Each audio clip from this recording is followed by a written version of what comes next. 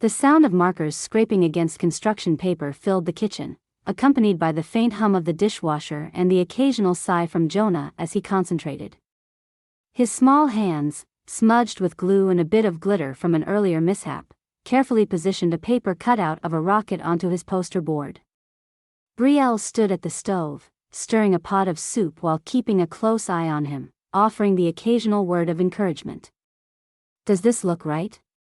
Jonah asked, tilting the board toward her. His dark curls bounced as he adjusted his grip, his eyes scanning her face for approval.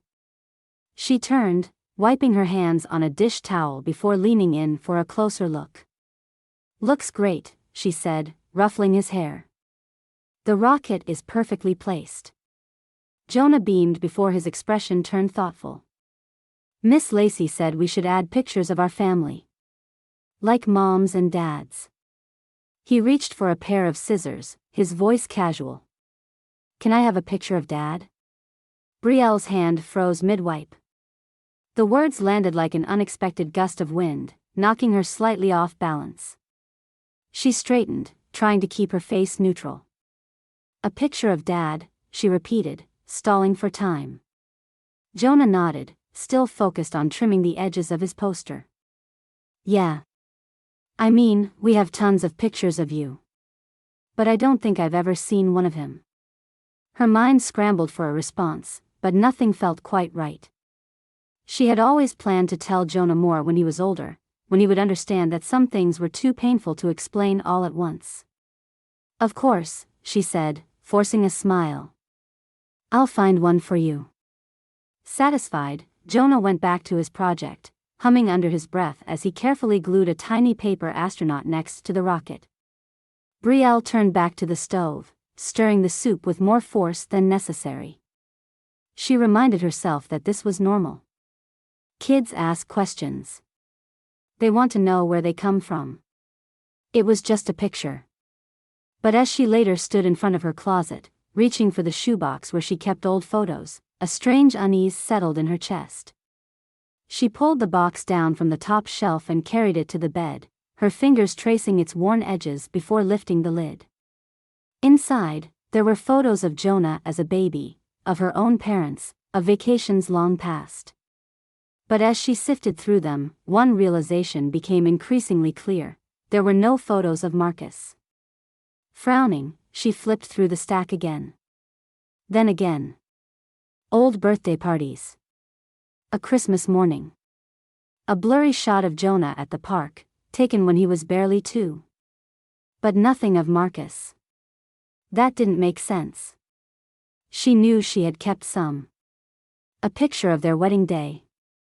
A candid shot of Marcus reading on the couch, legs stretched out, glasses slipping down his nose. There had been a framed one on her dresser for years, she was sure of it. She went to the hallway, where a dusty photo album sat tucked between cookbooks on a shelf. She pulled it down, flipping through its pages. Baby showers, Jonah's first steps, summer afternoons at the lake. But still, no Marcus. The pages where she thought those pictures should be felt strangely empty. Her chest tightened as a strange, creeping unease slid up her spine. She sat on the edge of the bed, gripping the album as her heart pounded. She had memories, vivid ones. The way he used to laugh, head tilted back, a deep, warm sound. The way he made coffee in the mornings, humming absent-mindedly. She remembered the way he held Jonah in the hospital, whispering something she couldn't hear, his face alight with awe. But if those moments had happened, if he had been real, then where were the photos? The records office smelled like paper and old ink, the kind of place where time seemed to move slower, as if weighed down by the sheer amount of bureaucracy. The fluorescent lights hummed softly overhead, casting a cool glow over the rows of filing cabinets and the handful of people waiting in line. Brielle shifted her purse higher on her shoulder as she approached the counter, gripping the paperwork she had filled out earlier. Eloise, the clerk on duty, was a woman in her 60s with silver hair pinned into a tight bun. She wore a navy cardigan over a floral blouse, and a pair of reading glasses dangled from a chain around her neck. She looked up with a polite but tired smile, as if she had spent the last 40 years answering the same 3 questions over and over. "Good morning, dear. What can I do for you?" Brielle slid the form across the counter, forcing a pleasant expression. "I need a copy of my husband's death certificate for my son's school records." Eloise took the paper, adjusted her glasses, and skimmed over the details. "Marcus Whitman, you said?" "Yes," Brielle confirmed, tucking a strand of hair behind her ear. "He passed away 8 years ago." Eloise nodded and turned toward her computer, fingers tapping methodically against the keyboard. The screen reflected faintly in her glasses as she scrolled through records, her expression neutral. Brielle exhaled slowly, telling herself this was just a formality. She had expected to fill out a request, wait a few business days, and leave with an official copy. But then Eloise frowned. Brielle's fingers curled slightly against the counter. "Is something wrong?" Eloise didn't answer right away. She leaned closer to the screen, adjusted her glasses again, and typed something else. The clack of the keyboard filled the silence between them. "I'm not seeing anything," Eloise said finally. "Let me check another database." Brielle let out a small, nervous laugh. "That's strange. Maybe it's under a different department?" Eloise didn't respond, already deep in another search. The minutes stretched longer, the hum of the lights suddenly more noticeable. Finally, Eloise shook her head and turned back to Brielle. "There's no record of a Marcus Whitman in our system. No death certificate, no birth record, no marriage license." Brielle blinked. She felt her heart give a strange, uneven beat, as if her body hadn't quite processed the words. "That's not possible." Eloise's expression softened, but her tone remained professional.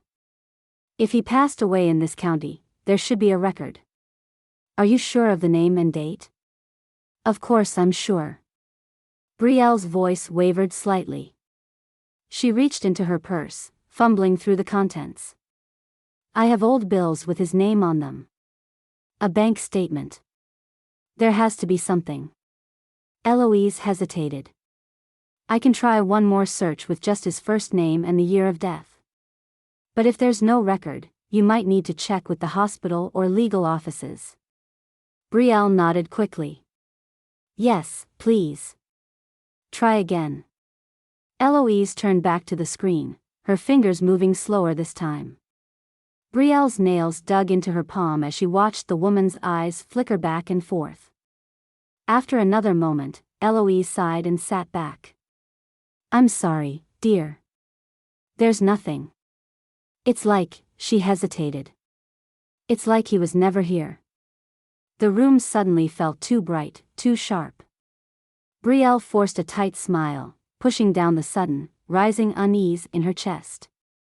"I'll check with the hospital. Maybe it's just a clerical error." Eloise nodded sympathetically, but Brielle barely registered it. Her hands were already gripping the paperwork as she turned, moving through the office in a daze. She told herself there was a logical explanation. There had to be. The hospital lobby was colder than she remembered. The air smelled of antiseptic and coffee, the kind that had been sitting in the pot too long. Brielle wrapped her arms around herself as she approached the reception desk, where a woman in blue scrubs glanced up with polite indifference. "I need to request medical records for my husband," Brielle said, steadying her voice. "He passed away here 8 years ago." The receptionist slid a form toward her. "Fill this out, and I'll have someone check the archives." Brielle scrawled Marcus's information quickly, her fingers tightening around the pen. The woman took the form and disappeared into the back. The waiting area was quiet except for the beeping of a distant heart monitor. A man across the room flipped idly through a magazine. Brielle stared at the tiled floor, her pulse drumming in her ears. 10 minutes passed. Then 20. She shifted impatiently just as the receptionist returned, now accompanied by an older man in a lab coat. His name badge read Dr. Langley. "Ms. Whitman?" He looked at her with a cautious expression. "Yes," Brielle said quickly, standing. He hesitated, glancing at the paper in his hand. I'm sorry, but we don't have any record of a Marcus Whitman being admitted or passing away at this hospital. Brielle's stomach dropped. She shook her head. That's not possible. Dr. Langley sighed. I had our records department do a thorough check. If he was treated here, if he passed away in our facility, we would have documentation. But we found nothing under that name. Brielle's mouth opened, but no words came out. I can refer you to the county's vital statistics office, he offered. But if they don't have a record, and we don't have a record, it may be worth verifying the details. Brielle's hands clenched at her sides. I know my husband was real, she said, her voice too loud in the sterile space. I was here. I signed paperwork. She stopped. She tried to picture that moment, the day Marcus died. The way the doctor had walked in with somber eyes, how the machines had beeped in rhythm with her shallow breaths, how she had gripped his cold hand until a nurse gently pried her fingers away. But the image flickered. The details suddenly felt loose, like a dream slipping from memory upon waking. Dr. Langley studied her with careful patience. Memories can be tricky things, Ms. Whitman. If there's anything else I can do to help. Brielle took a shaky step back. No. Thank you. She turned before he could say anything else. As she pushed through the exit doors and stepped into the crisp afternoon air, her breath came fast and uneven. The city moved around her, cars honking, people rushing past, but she felt separate from all of it, as if standing behind glass. This wasn't just a clerical error. This wasn't a misplaced document. Something was wrong. And for the first time in her life, Brielle wasn't sure if what she remembered was real at all. Cora's apartment smelled like cinnamon and vanilla, a scent that had nothing to do with baking and everything to do with her obsession with scented candles. She had at least 4 burning on the coffee table, their tiny flames flickering against the walls as she poured 2 glasses of wine. Brielle sat curled on the couch, knees tucked to her chest, gripping a throw pillow like it might hold her together. So let me get this straight, Cora said, settling into the armchair across from her. You went to get Marcus's death certificate, and they told you he doesn't exist? Brielle nodded, jaw tight. And then you went to the hospital where he died, and they also have no record of him? Another nod. Cora took a slow sip of her wine. Brie, I love you, but, are you sure you're remembering his name right? Brielle exhaled sharply, her grip tightening on the pillow. Of course I'm sure. I'm just saying. Maybe it was a mix-up. Maybe he went by a middle name or something? There's no mix-up, Cora, Brielle snapped, then immediately winced. Sorry. I don't understand what's happening. Cora leaned forward, her expression softening. Hey, I get it. This is weird. But there's gotta be an explanation. Brielle nodded, but the unease in her stomach didn't settle. She wanted to believe that. She wanted to believe there was a logical reason why she couldn't find Marcus's records, that this was just a bureaucratic mess she'd untangle in a few days. But something in her gut told her it was more than that. Cora set down her glass and reached for her laptop. Let's check online. Maybe some records are just misfiled. Brielle watched as Cora typed Marcus Whitman into a public records search. The page loaded, spinning for what felt like an eternity. Then, nothing. No results. Okay, Cora said, clicking on a different database. Maybe something else will. Nothing. She tried again. And again. Each time, the same result. Brielle's throat felt tight. Try our marriage license. Cora typed quickly, hitting enter with a little too much force. Her brow furrowed. There's nothing. A cold weight settled in Brielle's chest. Cora sat back, blowing out a slow breath. All right. That's weird. Brielle swallowed hard, forcing her voice to stay steady. You were at my wedding, right? Cora hesitated, just for a second. Brielle felt her stomach drop. Of course I was, Cora said quickly. I mean, I must have been. Brielle's pulse thudded in her ears. You don't remember, do you? Cora opened her mouth, then closed it. I remember you being with Marcus. I remember you having Jonah. But, the wedding. She trailed off, looking genuinely distressed. Brielle's hands were ice cold. This is ridiculous, she said, standing abruptly. I have proof. I have bank statements, insurance paperwork. Cora watched as Brielle grabbed her bag, yanking it open and pulling out her phone. I'll find something right now. She opened her banking app, scrolling through old records. Her fingers froze. Her relationship status. Single. Her mortgage. Sole owner. Her tax documents. Her name. And only her name. Brielle stared at the screen, her breathing shallow. Cora stood slowly, moving next to her. What does it say? Brielle handed over the phone, unable to speak. Cora's brows knitted together as she scrolled. Maybe you refinanced? Brielle shook her head. No. She pulled out her email, searching for old insurance documents. She clicked the most recent one, scanning down to the beneficiaries section. Her heart pounded. Jonah was listed. Marcus was not. Her entire body felt unsteady, like she had been standing on solid ground a moment ago and suddenly found herself on a fault line. Cora exhaled, setting the phone down. Brie. I need to go home, Brielle whispered. Cora reached for her arm.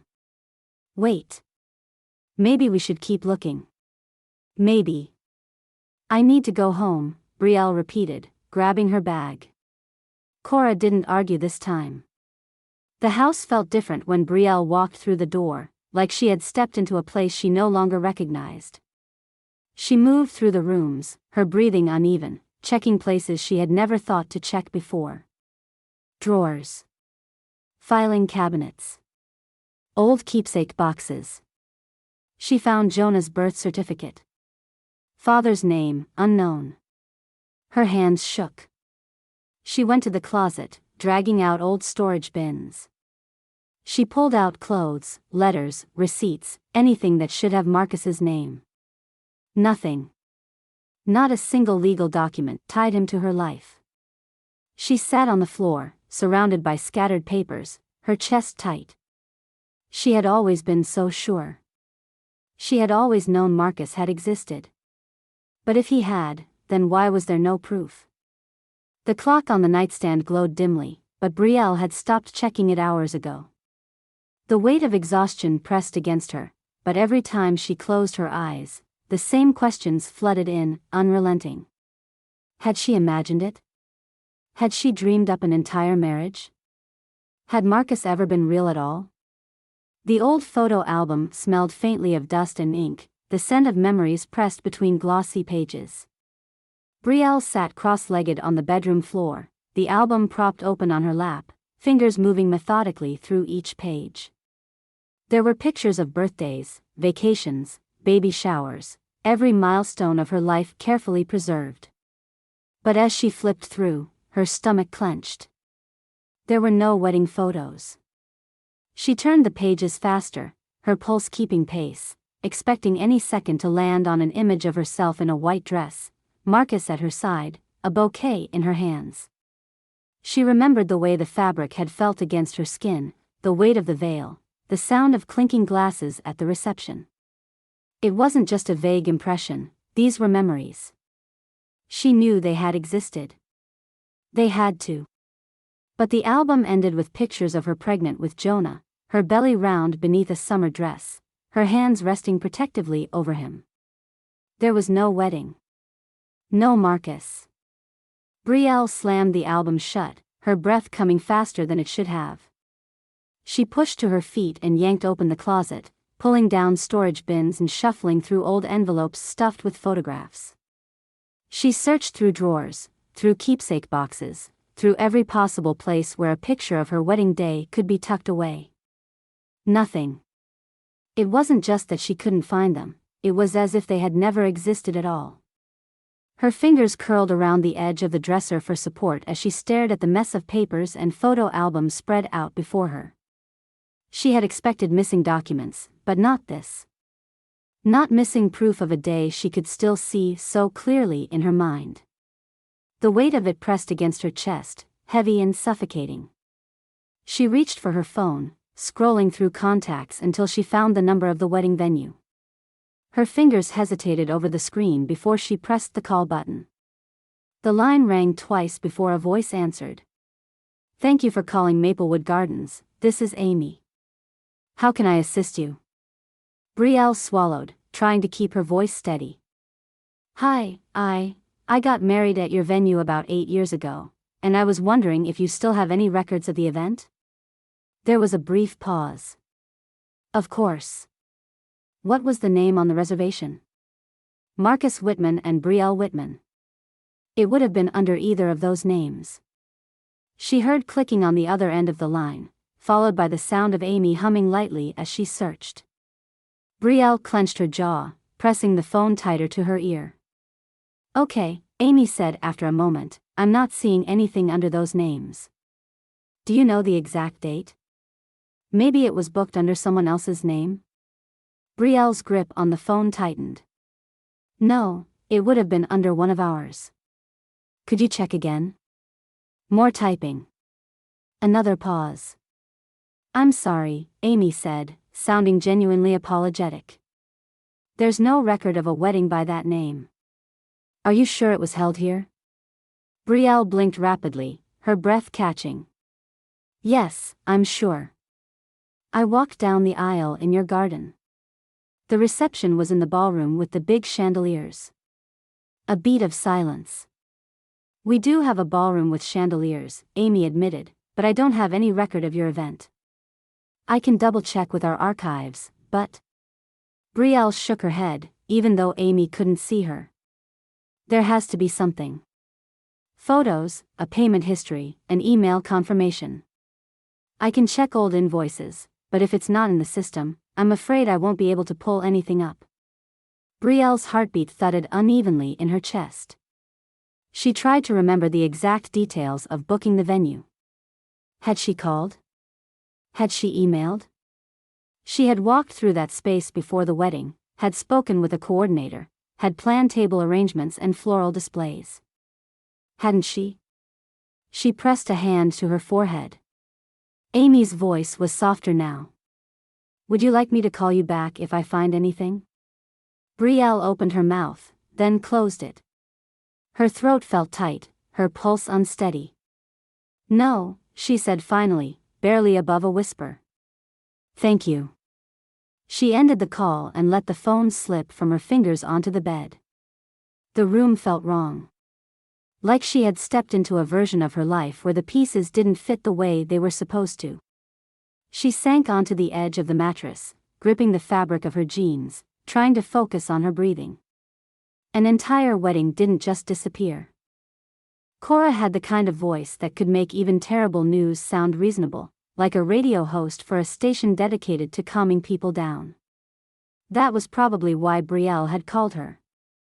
Not because she wanted to hear what Cora had to say, but because she needed someone to tell her she wasn't unraveling. Cora, unfortunately, did not seem prepared to do that. "Brie, I love you, and I say this with all the care in the world," she began, stretching her words like she was speaking to someone holding a fragile glass vase. "But have you considered talking to someone? Like, professionally?" Brielle exhaled sharply and tossed a throw pillow across the couch. "I don't need a therapist. I need answers." Cora didn't flinch, which was a sign of both her patience and her experience with Brielle's dramatics. "I believe that you believe this," she said carefully. "But if the wedding venue has no record, and the hospital has no record, and the government has no record, then..."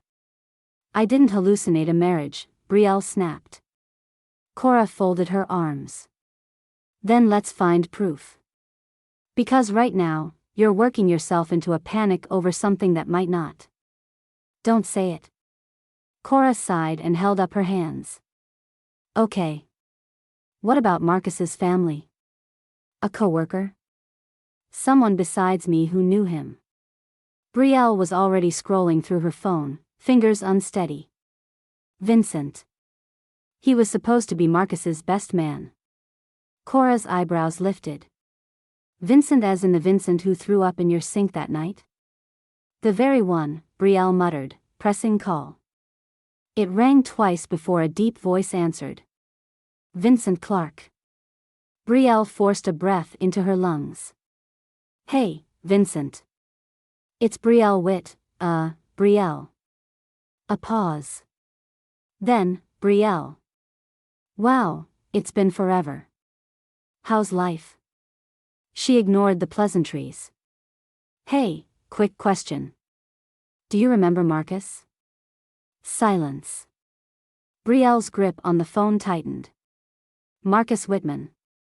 Another pause. Should I? Her stomach twisted. Vincent, come on. He was my husband. You were supposed to be his best man. Vincent let out an awkward chuckle. Brielle, I don't want to sound like a jerk, but I honestly have no idea who you're talking about. Brielle blinked rapidly, shaking her head as if that might fix whatever was wrong with the world. That's not funny. I'm not joking. She pressed her fingers against her temple. What about that dinner? The one at Rinaldi's? The four of us, me, Marcus, you, and that girl you were seeing. Vincent made a thoughtful noise, like he was digging through old memories. Rinaldi's? I mean, yeah, I went there a bunch back then. But not with anyone named Marcus. Brielle's hands trembled. You don't remember sitting across from him? Talking about that ridiculous fishing trip? Vincent laughed, but it wasn't the kind she was expecting. It wasn't the awkward kind, the kind that meant, oh, I must have forgotten. It was easy, amused, the kind that meant, that never happened. Brielle, he said, still chuckling, I think you've got me mixed up with someone else. The room tilted slightly. She sat down before her knees could give out. No, she whispered, more to herself than to him. Vincent hesitated. You okay? Brielle's head felt too heavy for her shoulders. I have to go. She hung up before he could answer, phone slipping from her fingers. Cora was watching her carefully. What did he say? Brielle looked up, throat dry, stomach churning, hands still shaking. He doesn't remember him. The office smelled like old paper and burnt coffee, the kind that had been sitting on a warmer for hours past its prime. The walls were lined with metal filing cabinets, and a dusty ceiling fan turned lazily overhead. Harrison Cole, the private investigator Brielle had found online in a frenzy at 2 a.m, sat behind a desk cluttered with case files, an empty takeout container, and a half-eaten protein bar. He was younger than she expected, mid-30s, sharp features, the kind of person who looked like he'd either be very good at his job or just really good at looking busy. So, let me get this straight. He leaned back in his chair, arms crossed, studying her like she was one of his missing persons cases. You were married to a man named Marcus Whitman, but there's no official record of him anywhere. No death certificate, no marriage license, no credit history. Brielle nodded, hands clasped tightly in her lap. I know how this sounds. Harrison shrugged. I've heard weirder. That was a small relief. She slid a folder across the desk. This is everything I have, what's left, anyway. Bank statements, old letters, Jonah's birth certificate. Harrison flipped through the papers, brows furrowing. Your kid's birth certificate says, father unknown. Brielle tensed. That's wrong. I was there when they filled it out. Marcus was in the room. Harrison hummed in thought, then grabbed his laptop. All right, let's start with the basics. His fingers moved quickly over the keyboard, pulling up databases Brielle had never even heard of. She watched as he checked government records, hospital archives, tax filings. Her pulse hammered with each result. Nothing. Harrison tapped his fingers against the desk. This is weird. Brielle let out a dry laugh. Welcome to my nightmare. Okay, let's get creative. He typed something new, scrolling through a list of names. There are a handful of Marcus Whitmans across the country. Any chance he went by a middle name or a variation? Brielle shook her head. No. Just Marcus. Harrison continued searching, muttering under his breath. Then he stopped. Huh. Brielle sat up straighter. What? There's a Marcus Whitman in Colorado. He turned the screen toward her. But not your guy. She leaned in, staring at the profile. The man in the record was at least 20 years older than her Marcus, with a completely different background. Her stomach twisted. What does that mean? Harrison exhaled through his nose. It means there's no Marcus Whitman that matches your husband anywhere in public records. But I'll keep digging. Brielle barely heard him. Her ears were ringing, her heart beat too loud. He had to be real. He had to. Jonah was lying on the living room floor, crayons scattered around him, working on a drawing of what looked like a spaceship. Brielle watched him from the doorway, hands gripping the frame to keep herself steady. Mom? Jonah didn't look up, still focused on coloring in a star. When can I have that picture of Dad? Brielle's breath caught. Jonah glanced up now, squinting at her. You said you'd find one. She swallowed hard. I know, sweetheart. I'm working on it. Jonah tilted his head, considering this. Did he not like having his picture taken? Brielle forced a smile. Something like that. Jonah accepted this answer far too easily, humming as he went back to his drawing. She turned away before he could ask anything else. Brielle sat cross-legged on the bedroom floor, surrounded by the wreckage of her own making. Drawers half open, papers scattered, boxes overturned. A mess of her own life spilled out in front of her, and yet, nothing. Not a single thing with Marcus's name on it. She had started with the obvious places, her bedside table, the old filing cabinet in the hallway. When that turned up nothing, she had moved to storage bins, the ones shoved in the back of her closet, the ones she never touched unless she was looking for Christmas decorations or old tax records. Still, nothing. She told herself to stay calm. She had to have something. A note. A card. A receipt. Even an old grocery list with his handwriting. But every time she thought she had something, an old birthday card, a bill stub, her own name was the only one on it. Her fingers tightened around the lid of a battered cardboard box. This one was older than the rest, its corners softened from years of being shoved into forgotten spaces. She lifted the top and reached inside, feeling past the loose photographs and tangled cords. Her hands brushed against fabric. She pulled it out slowly. A shirt. Marcus's old gray hoodie, the one she had stolen so often he eventually stopped asking for it back. She brought it to her chest, fingers gripping the worn fabric, inhaling deeply. The scent was faint now, just the lingering ghost of detergent and something else she couldn't quite place. She closed her eyes, her mind instantly filling with images, Marcus standing in their kitchen, sleeves pushed up as he made coffee. Marcus on the couch, one arm draped over the back, the soft hum of a baseball game on TV. And then, just as quickly, something shifted. A different memory. She was at a department store, standing in front of a display of men's clothing. This hoodie was in her hands, folded neatly. She could hear the overhead music, the hum of people shopping around her. She could feel the weight of it as she carried it to the register, reaching for her wallet. She bought this. Her breath caught, her fingers tightening around the fabric. Had Marcus ever even worn it? Harrison sat across from her, fingers steepled, eyes scanning his computer screen with the kind of focus that made Brielle's stomach twist. The office felt smaller today, more suffocating, as if the walls had inched closer overnight. The air smelled of burnt coffee, stale paper, and something sharper, her own panic. "Okay," he said finally, exhaling like he had just finished reading the world's most confusing novel. "This is strange." Brielle's fingernails dug into the arms of the chair. "Strange how?"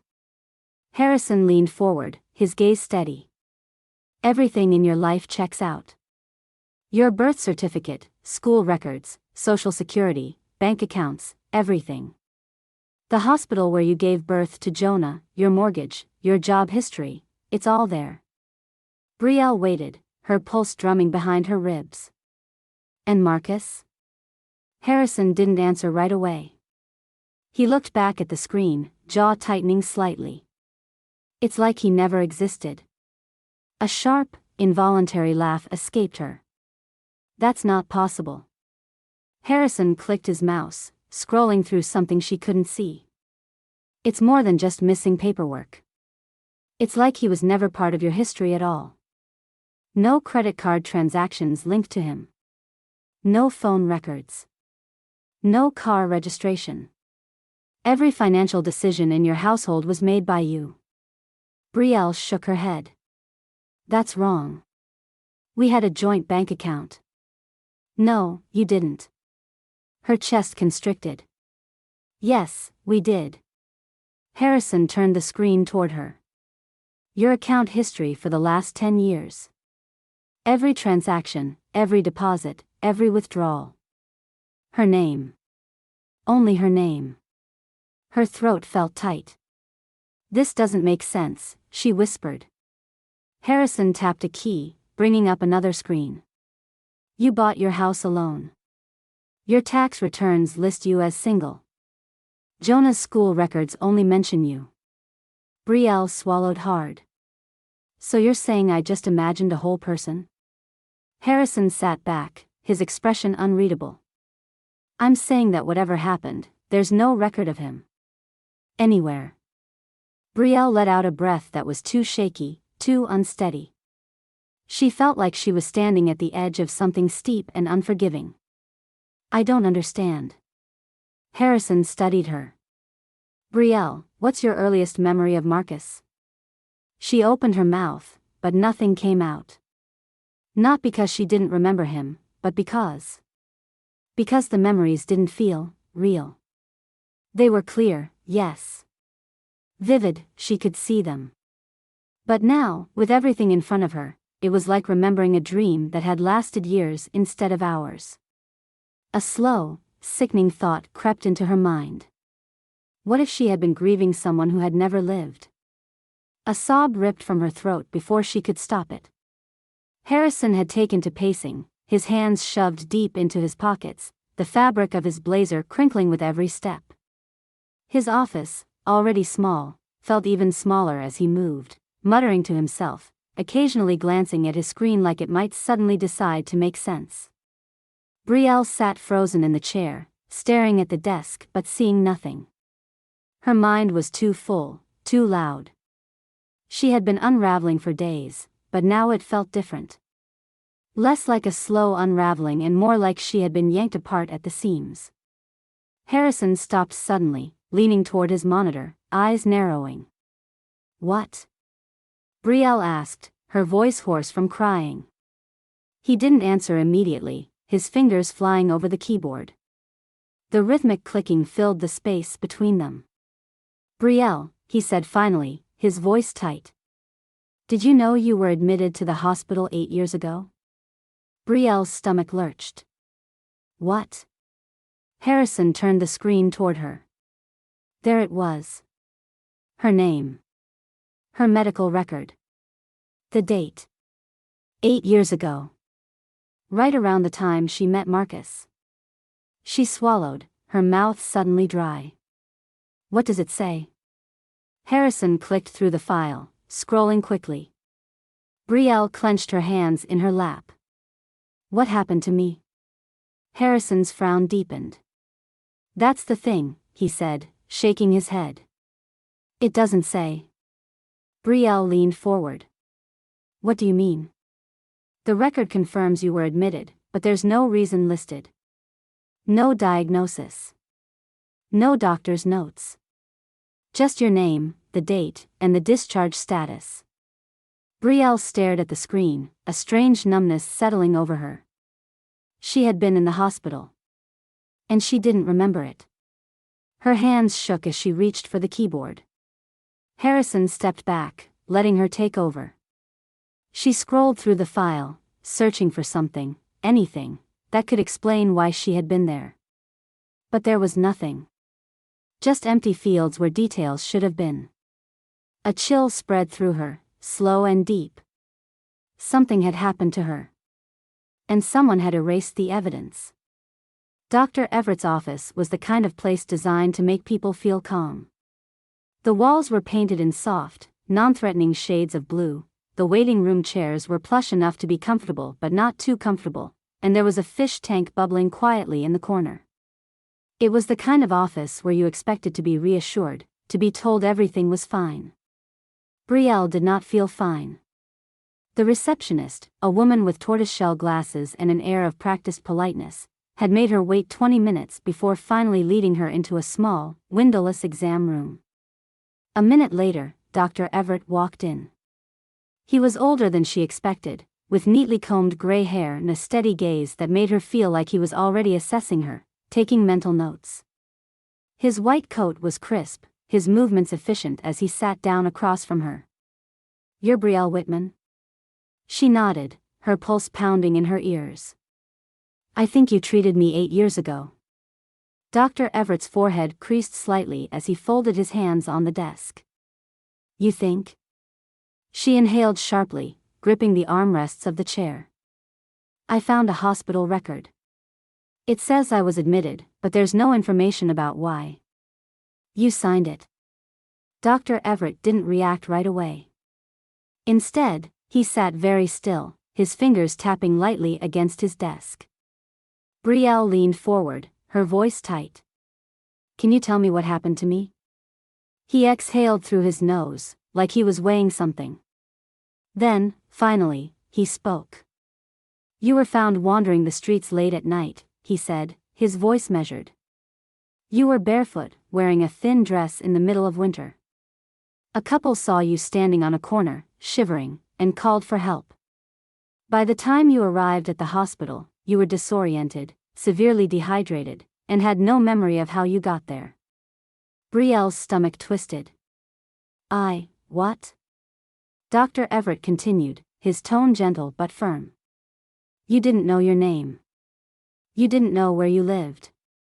You couldn't recall anything about your life. We ran tests, neurological exams, blood work, everything came back normal. No head trauma, no drugs or alcohol in your system." Brielle gripped the edge of her seat, her vision tunneling slightly. "Then what was wrong with me?" Dr. Everett hesitated again, but this time, he met her eyes directly.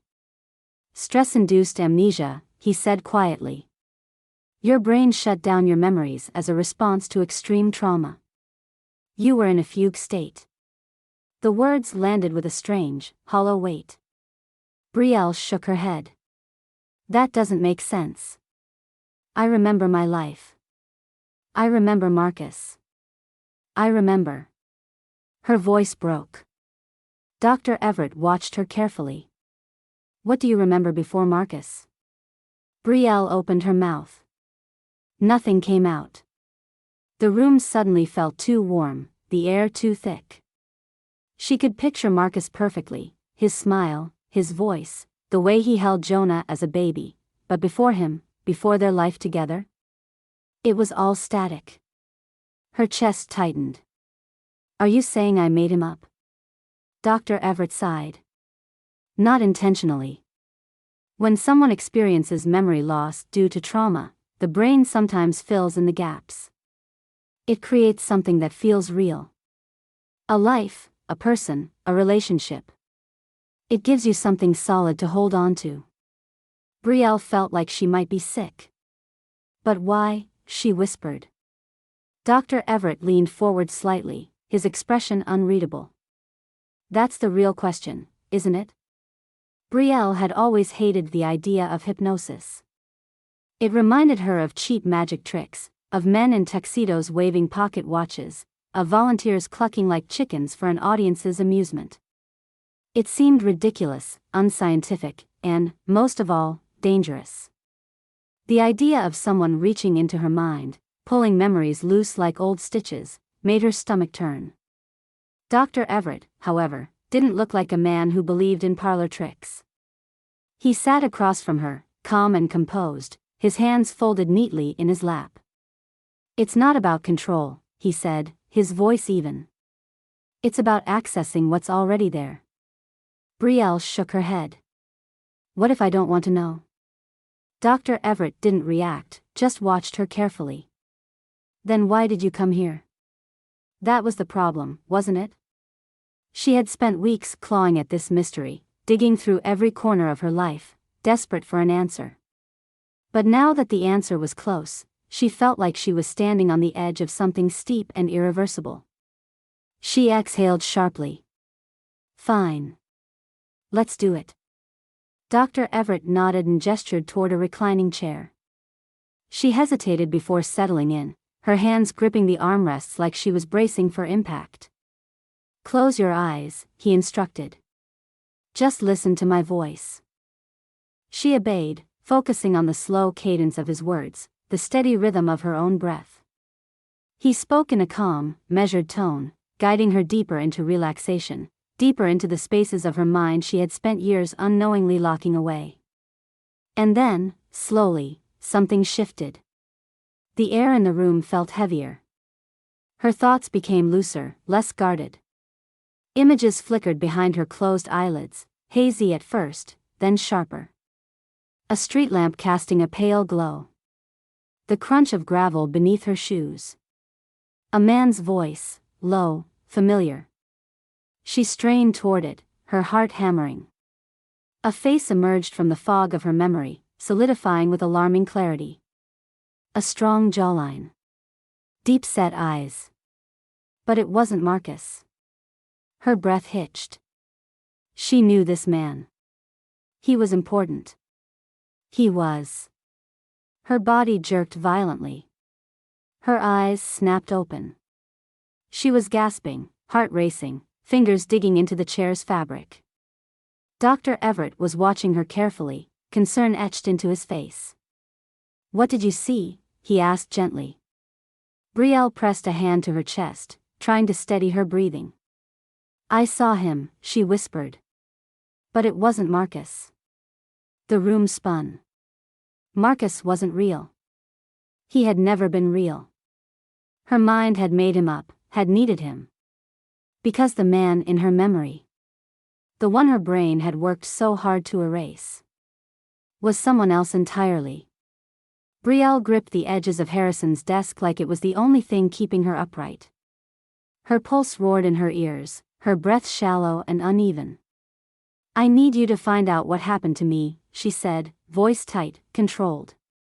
Harrison, who had clearly been expecting this conversation since she walked in, leaned back in his chair and studied her.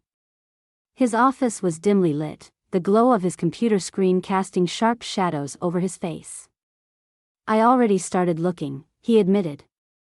After you told me about the hypnosis. Brielle's nails dug into the desk. And? Harrison exhaled, then turned his screen toward her. You were in a car accident 8 years ago. Late at night, middle of nowhere. The car hit a guardrail and flipped.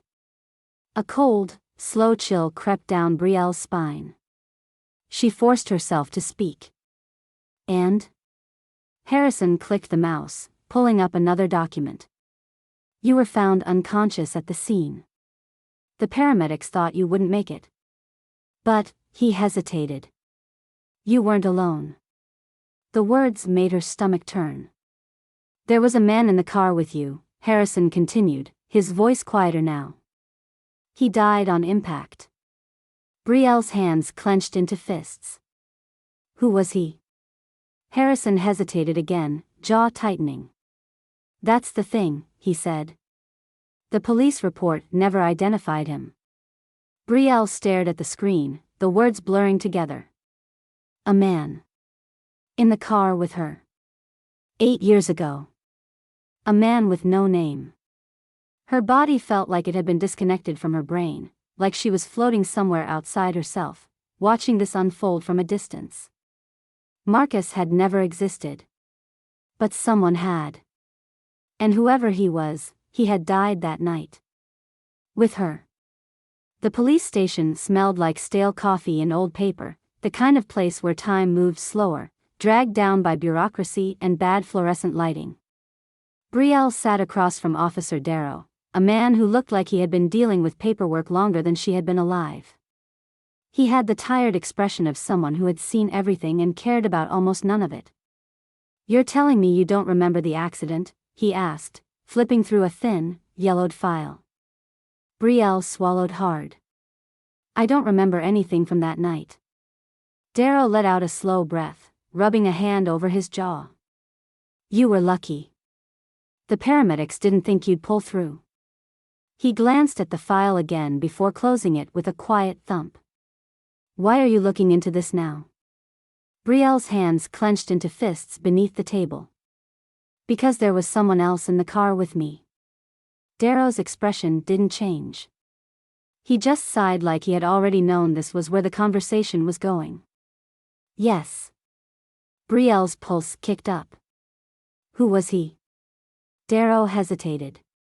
Then he slid the file toward her.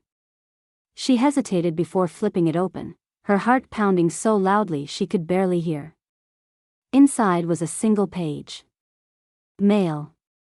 Approximate age, early 30s. No ID. No personal belongings. No fingerprints in any system. Unidentified accident victim, she read aloud, her voice barely above a whisper. Darrow nodded.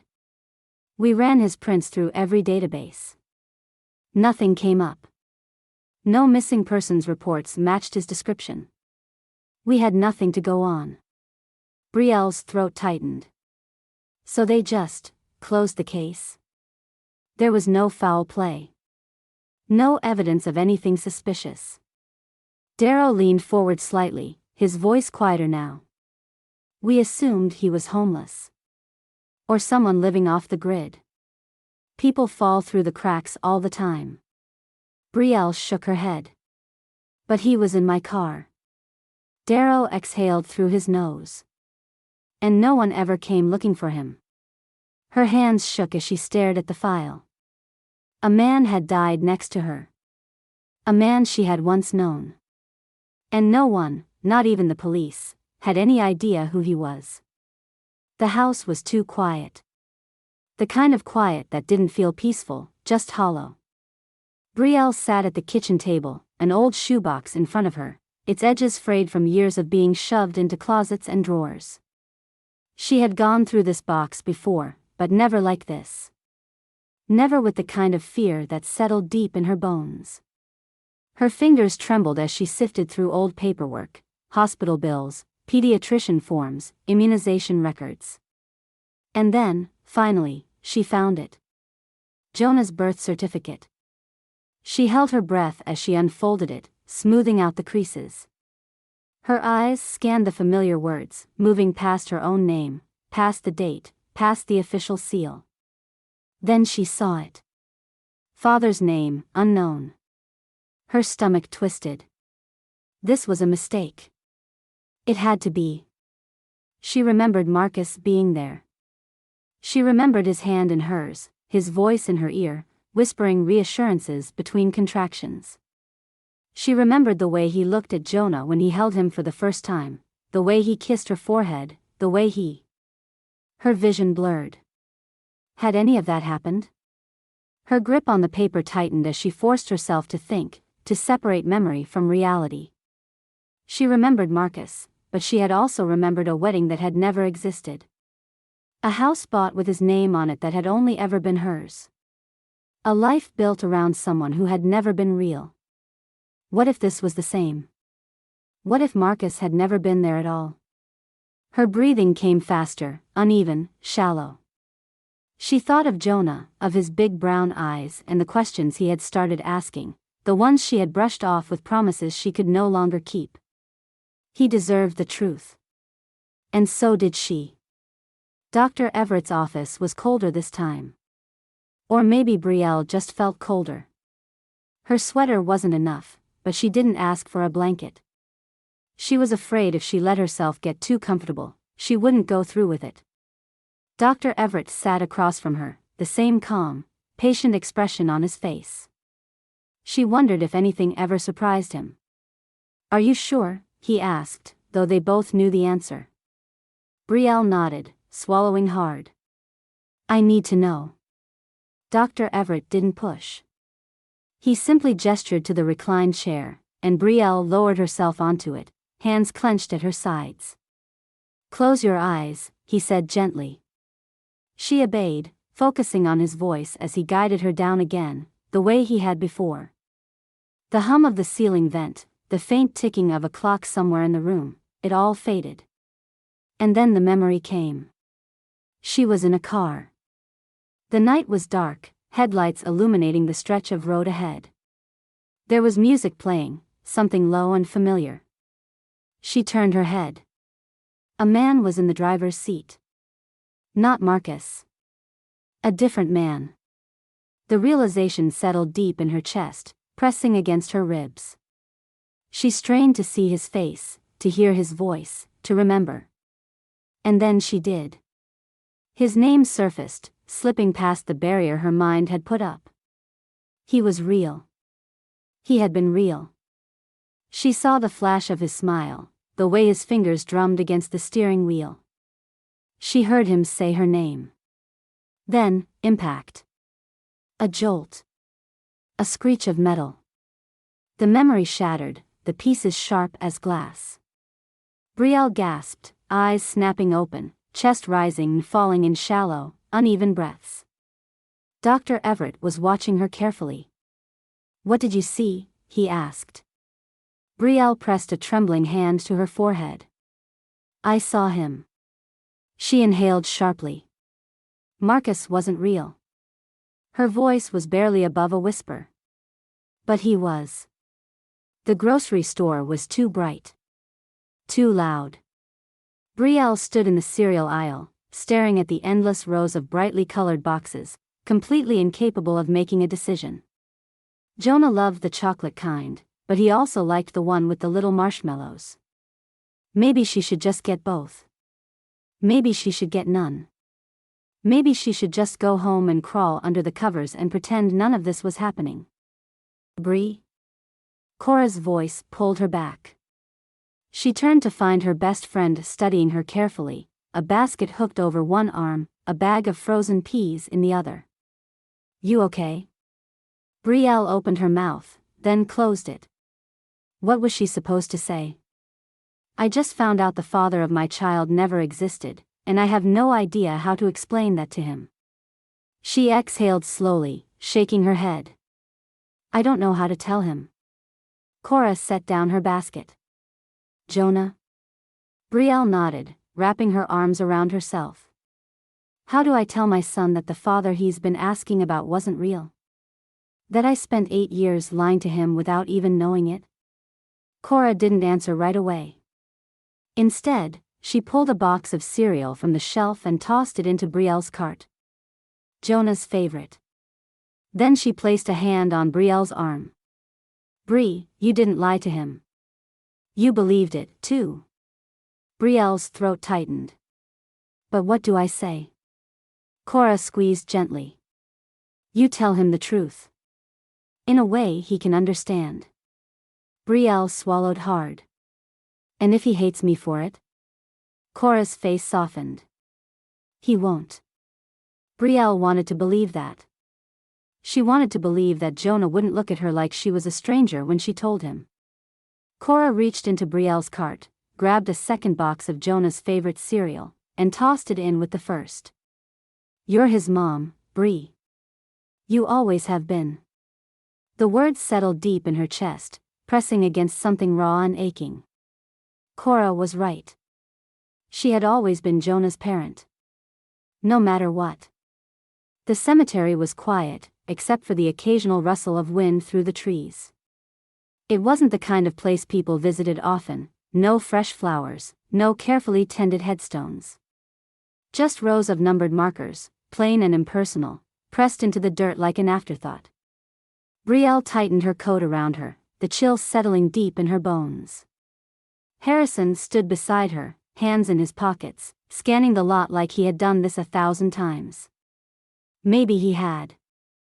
"This is it," he said finally, nodding toward a small, flat marker near the edge of the lot. Brielle's breath caught as she stepped forward, her boots sinking slightly into the damp earth. The plaque was simple, just a number etched into the metal. No name. No date. No words to say who he was or that he had even mattered. A lump formed in her throat.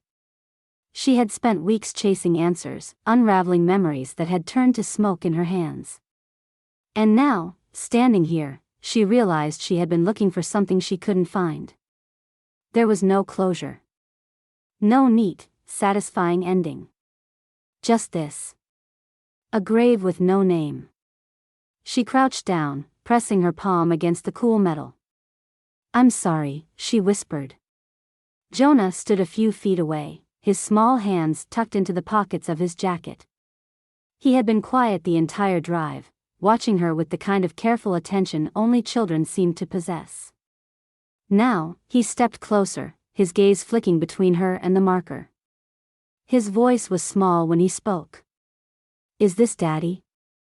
Brielle's throat tightened. She could feel Harrison watching her, waiting, but she didn't look up. She could have lied. She could have said yes. Instead, she swallowed the knot in her throat and whispered, "It's someone I loved very much." Jonah considered this, then nodded like it made sense.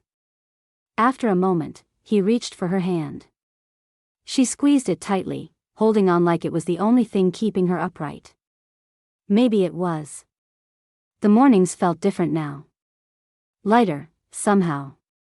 Brielle still woke up early, still packed Jonah's lunch, still reminded him, twice, to wear socks that actually matched. But there was something new in the way she moved through the day, something quieter, steadier. She wasn't searching anymore. She hadn't realized how much of her life had been spent chasing ghosts, how much space she had given to someone who had never really been there. Marcus had been a name, a feeling, a story she had clung to when the truth had been too much to hold. But now, she had something real. Jonah, sitting at the kitchen table, frowning at a math worksheet. Cora, texting her every morning with some absurd meme to make sure she was still laughing. The way the air smelled crisp with the first signs of fall, the way the sunlight spilled onto the floor just right in the afternoons. Real things. She rinsed out Jonah's cereal bowl and glanced at the clock. She had exactly 20 minutes before she had to drop him off at school and head to her new volunteer shift. The Trauma Recovery Center wasn't much to look at, an old brick building with mismatched furniture and a coffee maker that sputtered like it might die at any moment. But people came. People who had lost pieces of themselves, who were searching for something they couldn't name. Brielle didn't have all the answers, but she knew what it felt like to be untethered, to wake up one day and realize the story you'd built your life around wasn't real. She could listen.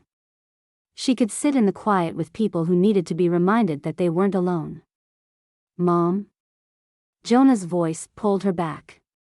He was standing by the door, backpack slung over one shoulder, looking at her like he knew she had drifted somewhere far away for a second. "You okay?" Brielle smiled, ruffling his hair. "Yeah, kid. I really am." And for the first time in a long time, it was true. The house was quiet, the kind of stillness that only came late at night when even the hum of the refrigerator seemed softer. Brielle sat on the couch, an old shirt draped across her lap. The fabric was worn, faded in places, but it still held a weight she couldn't explain. Jonah shuffled into the living room, rubbing his eyes. His hair was a mess of curls sticking up in different directions, his pajamas slightly too big on him. "Couldn't sleep?" she asked, smoothing a hand over the fabric. Jonah yawned and plopped down next to her. "Not really." His gaze landed on the shirt, and he tilted his head. "Is that the one you found?" Brielle nodded. Jonah hesitated. "Can I have it?" Her breath caught in her throat. She glanced down at the fabric in her hands, at the memories she had attached to it, at the stories she had unknowingly written over something that had belonged to someone else. She had spent so much time trying to make sense of the past, trying to find something solid to hold on to. But Jonah was here. He was real. He wasn't a question mark in an old file or a missing person lost to time. He was her son, and he was looking at her now, waiting. She smiled, blinking back tears. "Yeah, kid. You can have it." Jonah grinned and took the shirt from her, running his fingers over the fabric. As he did, something caught her eye. A tiny bit of stitching inside the sleeve, nearly invisible against the seam. She leaned in, gently pulling at the fabric. 2 letters. JL. Her fingers hovered over the initials, her heart pounding. The real name of the man she had lost? A clue to a life she had buried without even knowing it? She may never know. But as Jonah hugged the shirt to his chest and rested his head against her shoulder, she realized something. Maybe she didn't need to. The room was dim, the only light coming from the small nightlight plugged into the wall, casting soft shadows across the ceiling. Jonah was curled up under his blankets, his breathing slow and even, one arm wrapped around the old shirt she had given him. The fabric was bunched up under his chin, his fingers clutching it the way he used to hold his stuffed rabbit when he was little.